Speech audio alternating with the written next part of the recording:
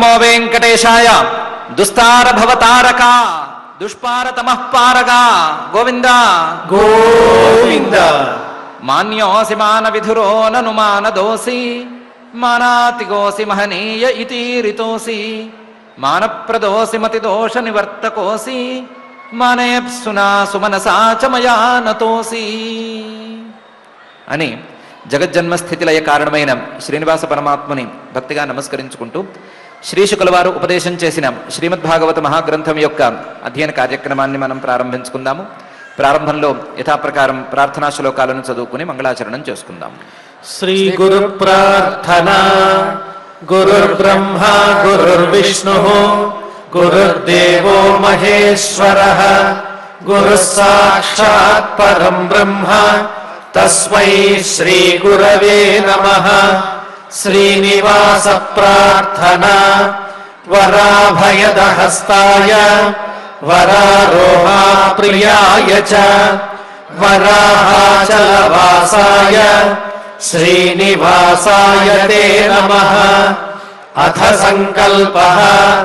శ్రీమదాదివరాహ క్షేత్రే విరాజమానస్య నిత్యశుద్ధ బుద్ధ ముక్త స్వభావస్య లీలాగృహీత విగ్రహస్య శ్రీ పద్మావతీ జానేః అనుగ్రహేణ అస్మాకం సర్వేషాం బుద్ధిశుద్ధ్యర్థం విద్యాభివృద్ధ్యర్థం భక్తి జ్ఞాన వైరాగ్యాది తదనుకూల సర్వ సంపత్ సమృద్ధ్యర్థం శ్రీ పరమేశ్వర ప్రీత్యర్థం శ్రీమద్భాగవత పాఠం కరిష్యామహే.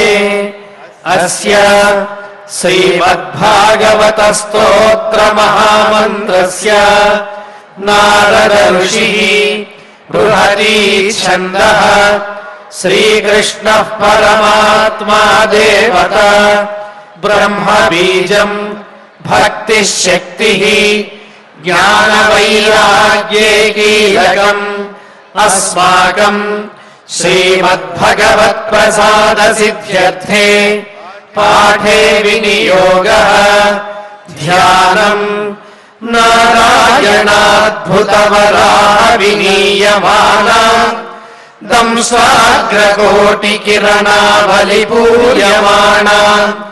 వ్యాస ప్రసూత శుకవాక్య విగీయమానా విశ్వంభరాం నమత భాగవతామితాభాం. శ్రీ గురుభ్యో నమః. దేవహూతి తన పిల్లవాడైనటువంటి కపిలుడి దగ్గరికి వెళ్ళింది. వెళ్ళి నేను ఇంతకాలం చాలా ఇంద్రియాల తృప్తి కోసం ప్రయత్నం చేసుకున్నాను.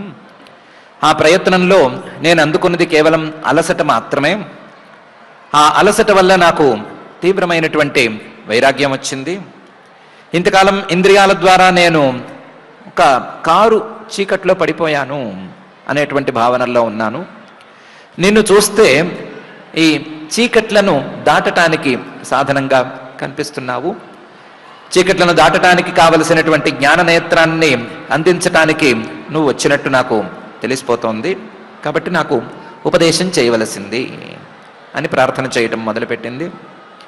య ఆద్యో భగవాన్ పుంసాం ఈశ్వరో వై భవాన్ కిల లోకస్య తమసాంధస్య చక్షు సూర్య ఇవోదితః అని ప్రత్యేకించి జ్ఞాననేత్రాన్ని అందించటం కోసమే నువ్వు అవతరించావు అని కూడా చెప్పింది. య ఆద్యో భగవాన్ పుంసాం. పుంసాం అందరికంటే కూడా పురుషులు స్త్రీలు లేదా ఈ లోకంలోని ప్రాణులు వీటన్నిటికంటే కూడా ముందు ఉన్నటువంటి శాశ్వతంగా ఉండేటువంటి భగవాన్ పరమాత్మే. ఈశ్వర ఈశ్వరుడే వై భవాన్ కిల నువ్వే అని నాకు తెలుసు. నువ్వు వేరే ఎవరివో కాదు, నువ్వు పరమాత్మవి, నీవే ఈశ్వరుడివి, నువ్వే ఈ సృష్టి కంటే ముందు ఉన్నటువంటి పరమాత్మ యొక్క వాస్తవ రూపానివి. నువ్వు నాకు పిల్లవాడిగా అవతరించావు అంటే కేవలం నాకు పిల్లవాడిగా పుట్టడం కోసం అవతరించలేదు. లోకస్య తమసాంధస్య చక్షు. ఈ లోకమంతా కూడా అజ్ఞానంతో నిండిపోయి ఉంది. అజ్ఞానం అనేటువంటి చీకట్లో కూరుకుపోయి ఉంది. ఇలాంటి అజ్ఞానంలో కూరుకుపోయి ఉన్నటువంటి లోకానికి వెలుగును అందించటానికి, వారికి జ్ఞాననేత్రంలా పని చేయటం కోసం నువ్వు వచ్చావు. లోకస్య తమసాంధస్య చక్షుః. ఎలాగైతే సూర్యుడు చీకటిలను తొలగించటానికి, చీకట్లు పోయి మానవుల కళ్ళు సక్రమంగా వస్తువులను చూడటానికి ఉపయోగించటానికి ఎలాగైతే తూర్పు దిక్కున ఉదయిస్తాడో, అలాగే నువ్వు కూడా నా కడుపున ఉదయించావు.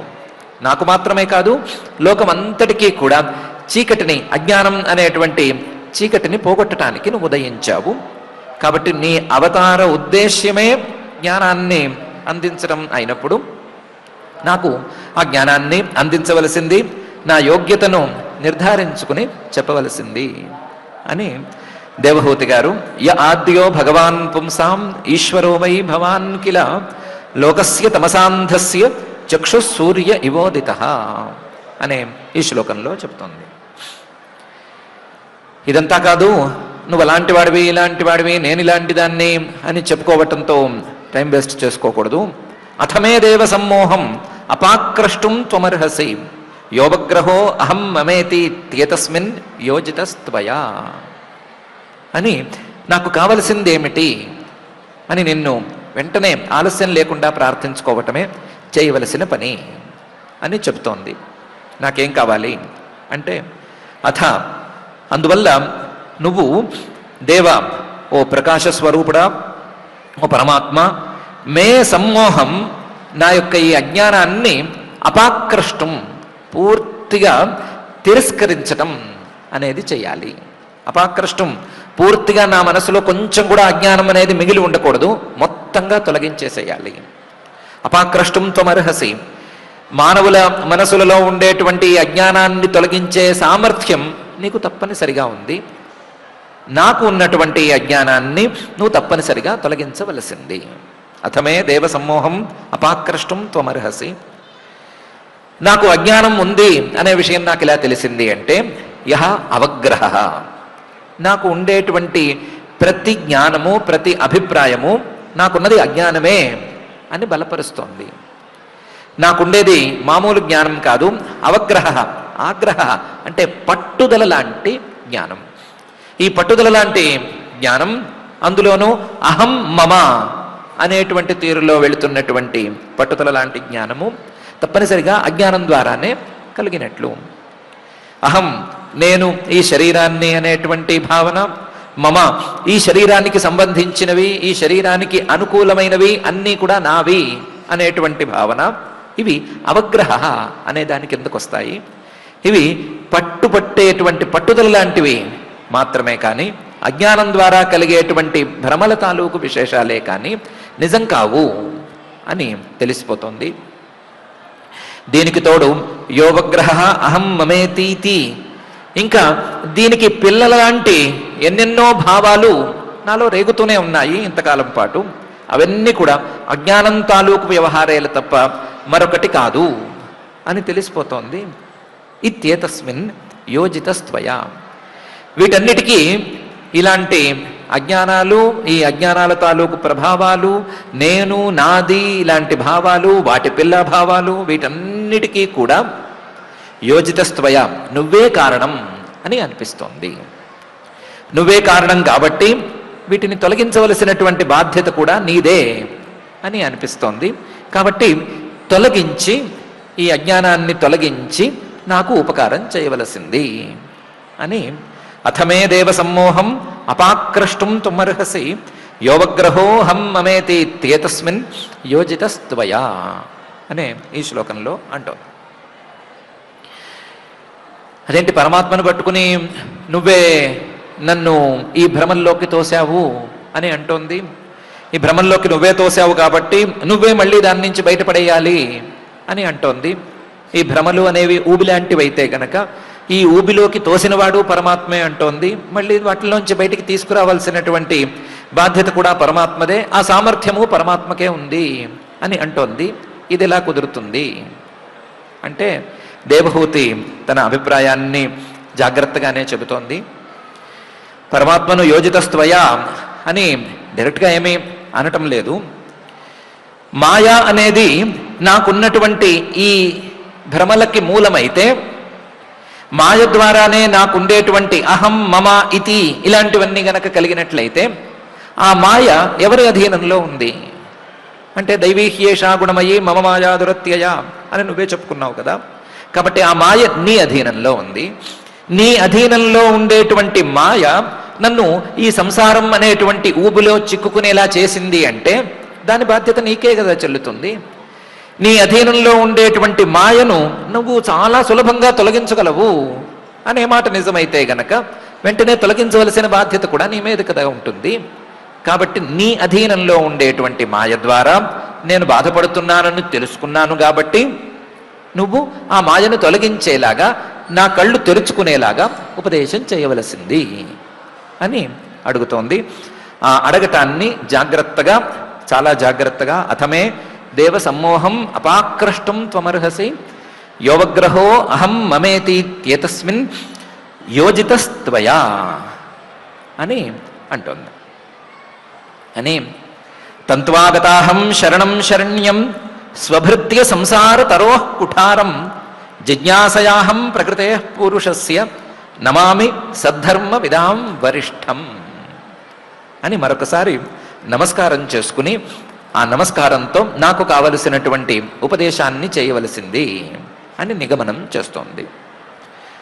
తంత్వా నువ్వు ఇలాంటి వాడివేం తెలుసుకున్నాను, మాయ నీ అధీనంలో ఉంది, మాయ పోయేటట్లు ఉపదేశాలు చేయగలిగినటువంటి సామర్థ్యం నీకు ఉంది, ఆ సామర్థ్యాన్ని బయటపరచడానికే నువ్వు అవతరించావు, అవతరించిన వాడివి ఆ పని మీదే ఉన్నావు అనే మాట నాకు అర్థమైంది. కాబట్టి అలాంటి నిన్ను గతాహం శరణం, నేను శరణు వేడుతున్నాను. ఎందుకంటే ఇంతకాలం ఎన్నెన్నో విషయాలను, ఎన్నెన్నో భోగాలను శరణు వేడి చూశాను. అవేవైనా నాకు తృప్తిని ఇవ్వగలవా అని ప్రయత్నం చేశాను. అవేవి నాకు తృప్తిని అందించలేకపోతున్నాయి. కాబట్టి శరణ్యం త్వాం, నువ్వు ఒక్కడివే శరణ్యుడివి, నిన్ను మాత్రమే శరణు వేడాలి. వేరే ఏ విషయాలను శరణు వేడే తీరు లేదు, శరణు వేడవలసినటువంటి పరిస్థితి లేదు, శరణు వేడితే తీరేదేమీ లేదు అని తెలిసిపోయింది. కాబట్టి శరణ్యం, శరణు వేడటానికి యోగ్యుడమైనటువంటి నిన్ను మాత్రమే నేను శరణు వేడుతున్నాను. తంత్వాగతాహం శరణం శరణ్యం, నిన్ను శరణు వేడితే మాత్రం తప్పనిసరిగా పని జరుగుతుంది అని నాకు తెలుసు.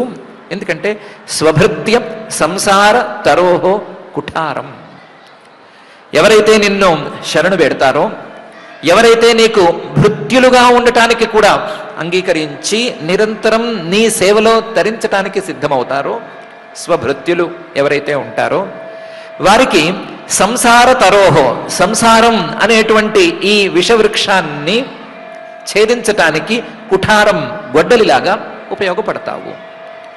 ఈ సంసారం అనేది మాయ ద్వారా వచ్చిన సంసారం అయితే ఆ మాయ తాలూకు సంసారాన్ని జ్ఞానం అనేటువంటి గొడ్డలితో మాత్రమే ఛేదించగలం.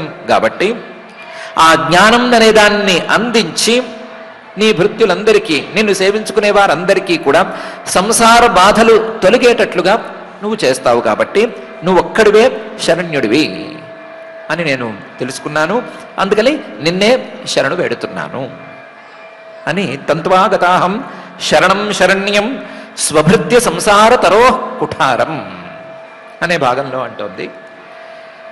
ఇలాంటి వాణ్ణి నిన్ను శరణు వేడి ఇంతకుముందు కర్దమ ప్రజాపతి గారి విషయంలో చేసిన తప్పును మళ్ళీ నేను చేయను. కర్దమ ప్రజాపతి గారు కూడా తనను ఆశ్రయించిన వారికి అజ్ఞానాన్ని పోగొట్టగలిగిన వాడే. కానీ ఆయన్ను శరణు వేడినప్పుడు నేను ఆ కోరిక కోరలేకపోయాను, నాకు ఉండేటువంటి అజ్ఞానాన్ని తొలగించు అని అడగలేకపోయాను.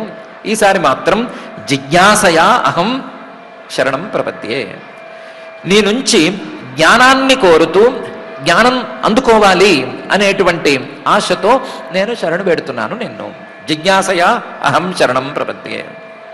ఆ జిజ్ఞాస ఏ రకమైన జిజ్ఞాస?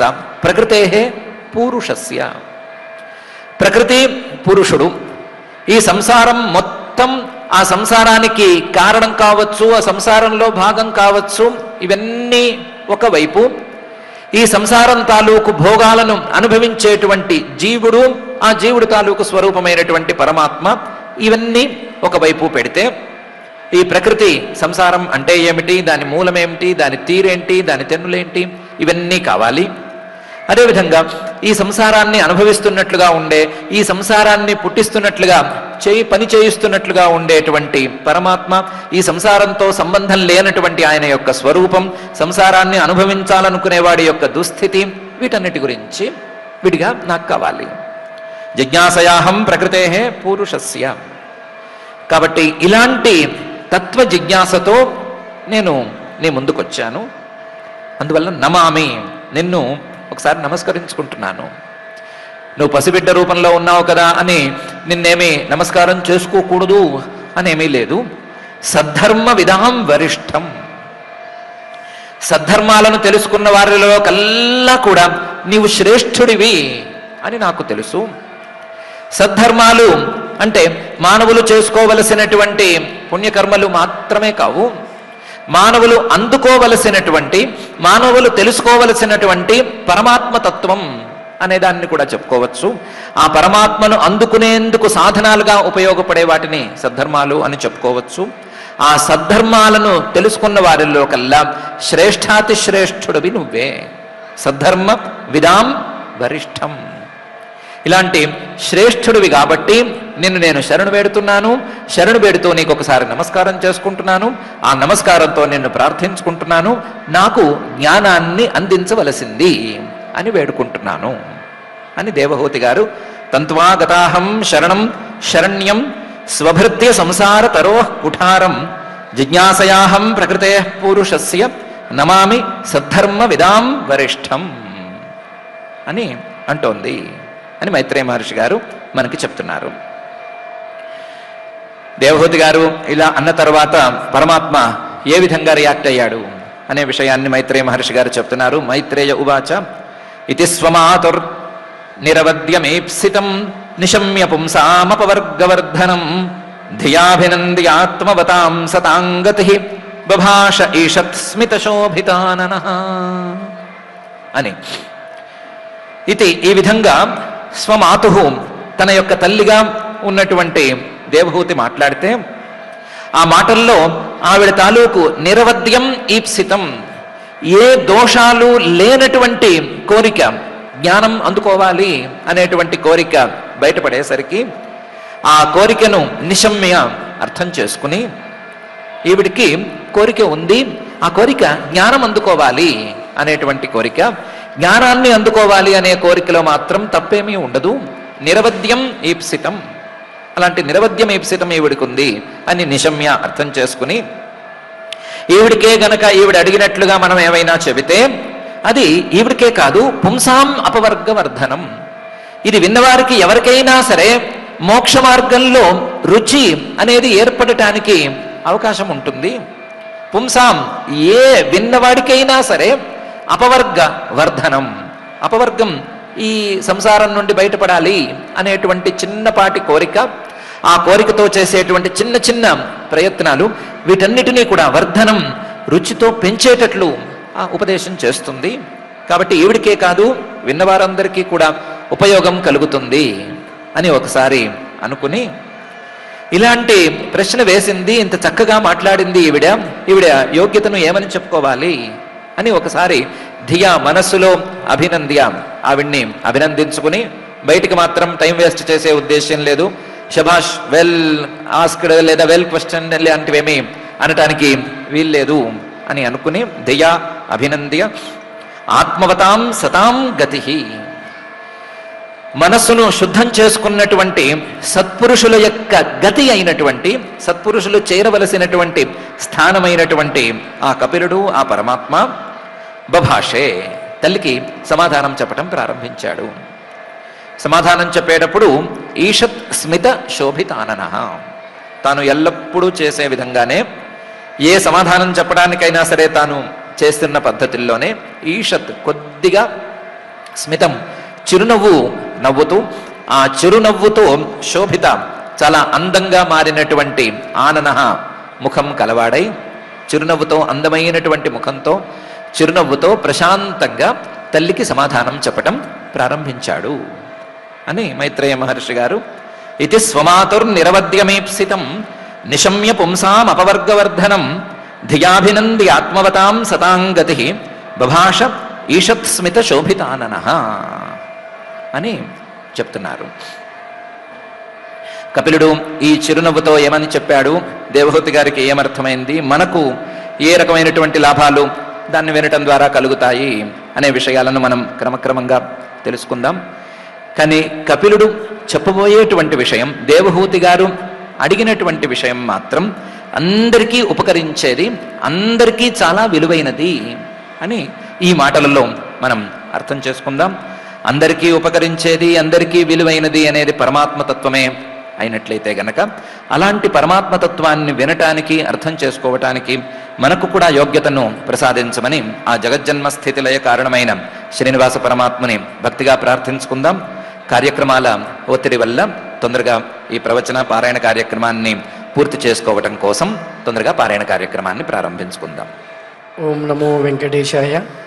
భూరి మదీయమోహతమం బెడబాప సమర్థులన్యులవారలు నీవగాక నిరవద్య నిరంజన నిర్వికార సంసారలతాల విత్రబుధ సత్తమ సర్వశరణ్య ధర్మ విస్తారక సర్వలోక శుభదాయక నిత్య విభూతి నాయక అన్న ఆ దేవహూతి యొక్క అద్భుతమైనటువంటి వృత్తాంతాన్ని అంతటినీ కూడా నేడు మనం ఆచార్యముఖంగా శ్రీమద్ భాగవత అమృత రసాస్వాదంలో భాగంగా ఆలకించాం.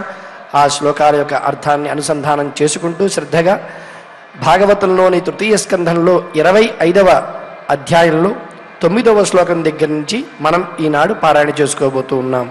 అథ శ్రీమద్భాగవతే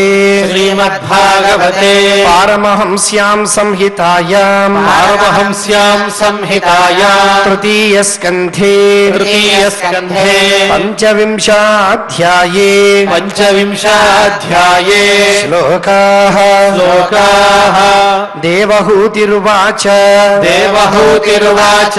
య ఆద్యో భగవాన్ పుంసాం భగవాన్ పుంసాం ఈశ్వరో వై భవాన్ కిల లోకస్య తమసాంధస్య చక్షుః సూర్య ఇవోదితః అథ మే దేవ సమ్మోహం అపాక్రష్టుం త్వమర్హసి యో వగ్రహోహమమ్మేతి ఇత్యేతస్మిన్ యోజితస్త్వయా తం త్వాగతాహం శరణం శరణ్యం స్వభృత్య సంసారతరోః కుఠారం జిజ్ఞాసయాహం ప్రకృతేః పూరుషస్య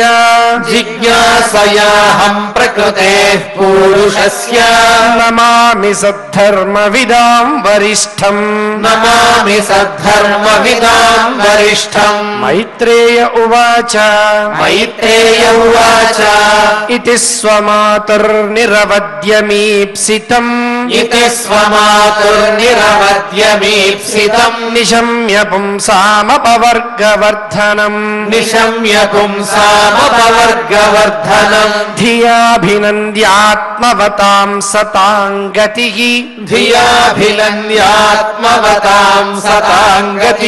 బభాష ఈషత్ స్మిత శోభితాననః ఇతి శ్రీమద్భాగవతే పారమహంస్యాం సంహితాయాం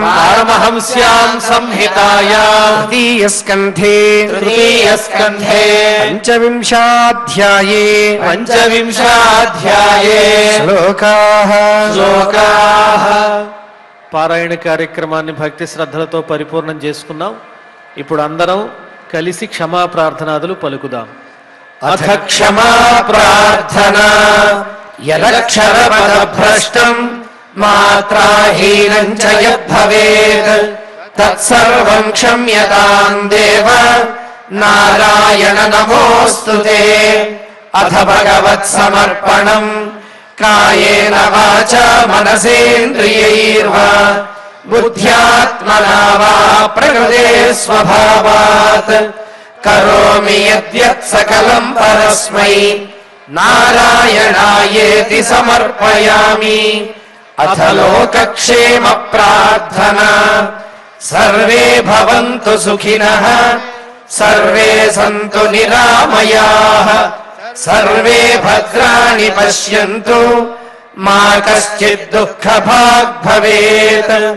అథ మంగళం శ్రియః కాంతాయ కళ్యాణ నిధయే నిధయేర్థినాం శ్రీవేంకట నివాసాయ శ్రీనివాసాయ మంగళం. పనేసియా మెరిడియన్ హాస్పిటల్స్ ప్రతి సామాన్యుడికి అందుబాటులో అంతర్జాతీయ వైద్య ప్రమాణాలతో వైద్యం, 24 గంటల అంబులెన్స్ సర్వీసుతో పాటు అత్యవసర సేవలతో ఏర్పాటైన చికిత్సా విభాగం. మా దగ్గర గుండె సంబంధిత, మూత్రపిండ, కాలేయ, కంటి జబ్బులకు, మోకాళ్ల శస్త్ర చికిత్సతో పాటు కోవిడ్-19, బ్లాక్ ఫంగస్ వంటి వైరస్లకు, అన్ని రకాల ఆరోగ్య సమస్యలకు నమ్మకమైన అత్యాధునిక వైద్య చికిత్సను అందిస్తున్న హాస్పిటల్ పనేసియా మెరిడియన్ హాస్పిటల్స్. మీ ఆరోగ్య సమస్య ఏదైనా ఇప్పుడు పరిష్కారం సాధ్యం. సంపూర్ణ ఆరోగ్యం కోసం సంప్రదించండి Panacea Meridian hospitals. Opposite Bheeramguda Kaman, RC Puram, Sangareddy district. Pin code 502032. సంప్రదించాల్సిన ఫోన్ నెంబర్ 0845524177 మరియు 7893757770.